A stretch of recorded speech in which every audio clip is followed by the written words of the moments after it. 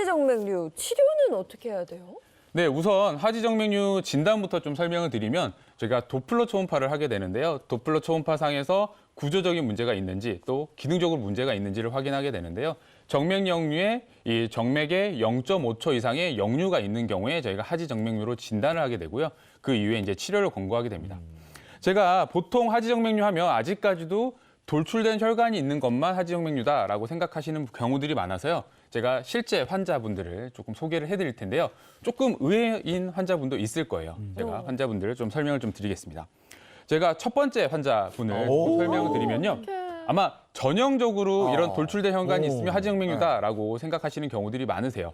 그런데 보통 이렇게 이제 혈관이 튀어나와도 증상이 없어서 그냥 병을 키우시는 경우들이 많은데 이분도 60대 남성분이셨는데요.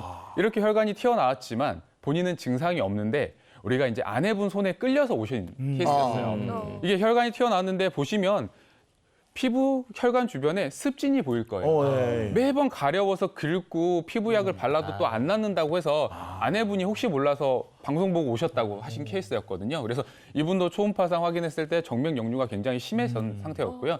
이게 악화되다 보니까 피부에 이렇게 습진까지 생긴 케이스였습니다. 그래서 수술을 했지만 지금 이 정도까지 혈관이 튀어나온 경우에는 피부 밖에 혈관에 상처를 내고 피부에 상처를 내고 혈관을 긁어내는 시술을 해야 되기 때문에 피부에 약간의 상처는 생겼지만 시술 후에 많이 호전된 케이스였죠. 아마 두 번째 사진을 조금 준비했는데요. 두 번째 사진 같은 경우에는 조금 의외의 케이스다라고 생각하실 수 있어요. 딱 봐도 피부 색깔이 변해서 화상 같아. 네. 그렇죠. 피부에 습진이 있어서 한 2년 전부터 계속 피부과에서 약을 바르고 연고를 바르고 치료를 했는데 호전이 안 되는 거예요. 그래서 뭐 잘 치료한다는 피부과들 혹은 주변 의원들을 여러 군데 다니다가 혹시 혈관 질환일 수 있습니다라고 해서 저한테 오신 케이스였는데요.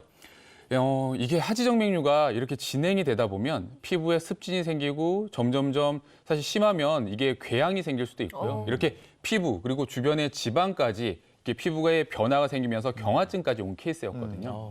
이분 같은 경우도 안쪽에 정맥의 역류가 굉장히 심한 상태여가지고 이제 혈관 내 정맥 폐쇄술을 진행을 했고요. 근데 이 정도까지 진행된 경우에는 제가 6개월 정도 계속 지켜봤지만 피부에 50% 정도밖에 호전이 안 됐습니다. 그렇게 이렇게까지 늦게 오시면 사실 피부 치료에 있어서 조금 더뎌지는 경우가 생길 수 있죠. 네.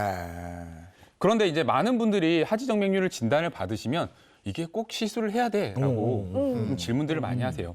그래서 어느 시기에 해야 될지를 조금 고민하시는 경우도 많고요.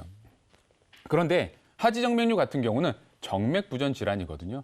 정맥에 비가역적 구조적 변화가 생기는 질환인데요. 이게 진행성 질환입니다. 그래서 점점 나이가 들면 진행하는 질환이기 때문에 초기에 치료하는 것을 적극적으로 추천드리고요. 초기에는 그 혈관 하나가 고장이 났다고 하면요.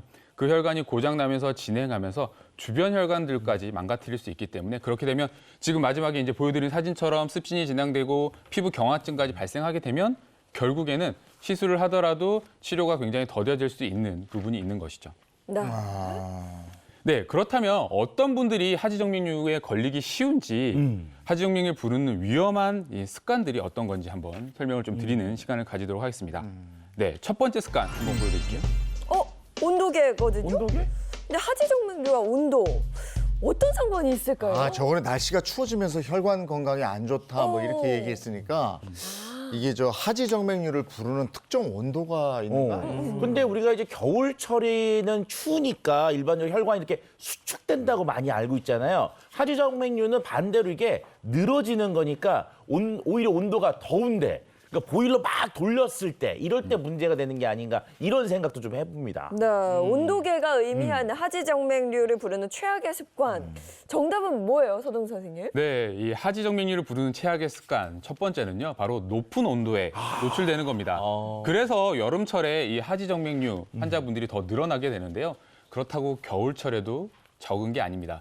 우리가 난방 기구들 많이 활용하잖아요. 특히나 장판이나 이런 부분들 많이 쓰다 보니까 사실 그런 뜨거운 환경에 오래 노출되면 혈관이 이렇게 팽창되면서 하지정맥류가 더 심해지는 경우가 있죠. 온도와 높은 온도, 관련이 찜질 뭐 있다. 이런 거하고도 관련돼. 찜질. 찜질, 그렇죠.